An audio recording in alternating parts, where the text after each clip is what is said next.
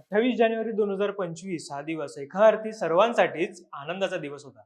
कारण संसदेत वक्फ सुधारणा विधेयक नवीन स्वरूपात मांडण्याचा मार्ग या दिवशी मोकळा झाला.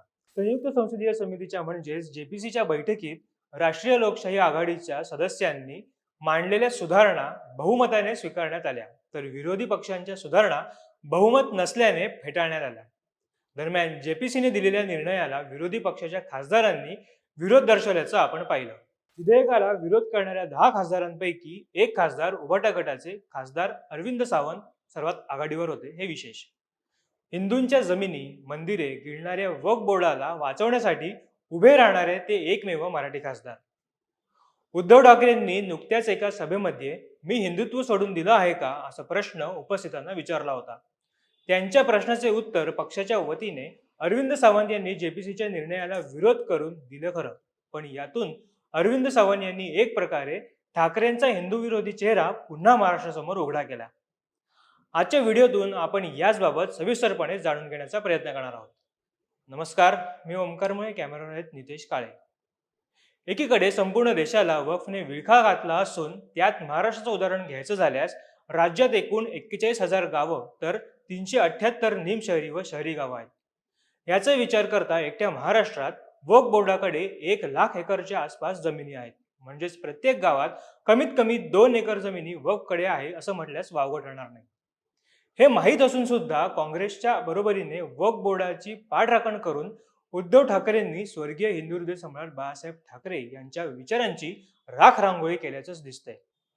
याआधीही अरविंद सावंत यांनी वक्फ बोर्डाच्या विरोधात जो कायदा येणार आहे त्याला विरोध करून धिंगाणा घातला होता. आता तर ते म्हणतायत की त्यांचा विरोध वक्फ संशोधन बिलमधील संविधानाचे उल्लंघन करणाऱ्या तरतुदींना आहे.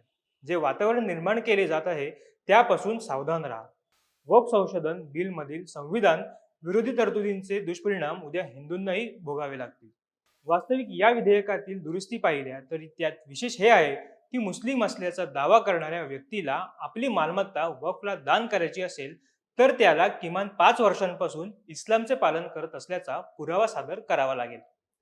वक्फशी संबंधित वादांची चौकशी करण्यासाठी राज्य सरकार जिल्हाधिकारी दर्जाच्या अधिकाऱ्याला नियुक्त करू शकते.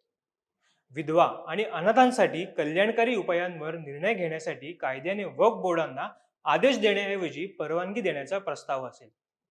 वक्फ बोर्ड काउन्सिलमध्ये किमान 2 इस्लामिक व्यक्ती असणे अनिवार्य आहे.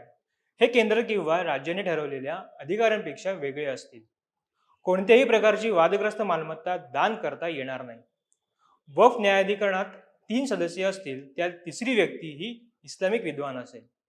एक दुरुस्ती अशी सांगते की वक्फ म्हणून ओळखली किंवा घोषित केलेली परंतु नंतर सरकारी मालमत्ता असल्याचे आढळून आलेली कोणतीही मालमत्ता ही वक्फ मालमत्ता मानली जाणार नाही. ही तरतूद मालकी स्पष्ट करण्यासाठी आणि सरकारी मालमत्तेचा गैरवापर रोखण्यासाठी आहे. 1995चा वक्फ बोर्ड कायदा आणि नवीन प्रस्तावित विधेयकातील 4 महत्वपूर्ण फरक हे दिसतात की जुन्या वक्फ कायद्यानुसार कलम 40 अन्वये वक्फ बोर्डाने कोणत्याही मालमत्तेवर दावा केल्यास त्या जमिनीचा दावा करणारी व्यक्ती केवळ वक्फ न्यायाधिकरणाकडे अपील करू शकते. वक्फ न्यायाधिकरणाचा निर्णय अंतिम मानला जातो, त्याला आव्हान देता येत नाही. जर कोणत्याही जमिनीवर मशीद असेल किंवा ती इस्लामिक कारणांसाठी वापरली जात असेल तर ती आपोआप वक्फची मालमत्ता बनते. वक्फ बोर्डात महिला आणि इतर धर्माच्या लोकांना सदस्य म्हणून प्रवेश मिळणार नाही. नवीन प्रस्तावित विधेयक हे पाहिल्यास न्यायाधिकरण व्यतिरिक्त जमिनीवर दावा करणाऱ्या व्यक्तीला महसूल न्यायालय, दिवाणी न्यायालय किंवा उच्च न्यायालयात अपील करता येणार आहे. आता वक्फ न्यायाधिकरणाच्या निर्णयावर उच्च न्यायालयात अपील करता येईल.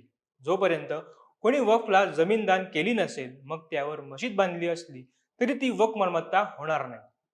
वक्फ बोर्डात 2 महिला आणि 2 इतर धर्माच्या सदस्यांनाही प्रवेश मिळेल. त्यामुळे जर उभाटा गटाचे खासदार वक्फ सुधारणा विधेयकाला विरोध करणार असतील तर उभाट्यातल्या अन्य कार्यकर्त्यांना त्यांच्या भूमिकेवर विचार करण्याची आज खरी गरज आहे. उद्या वक्फ बोर्डाने जर मातोश्री किंवा हिंदू हृदय सम्राट बाळासाहेब ठाकरेंच्या स्मारकावर दावा ठोकला तर उद्धव ठाकरेंची हीच भूमिका कायम राहणार का असा प्रश्न आता पडू लागलाय. यावर तुमचं मत काय हे आम्हाला कमेंटमधून नक्की कळवा. व्हिडिओ आवडल्यास आमच्या फेसबुक पेजला लाईक आणि यूट्यूब चॅनलला सबस्क्राईब करायला विसरू नका. तुर्तास धन्यवाद.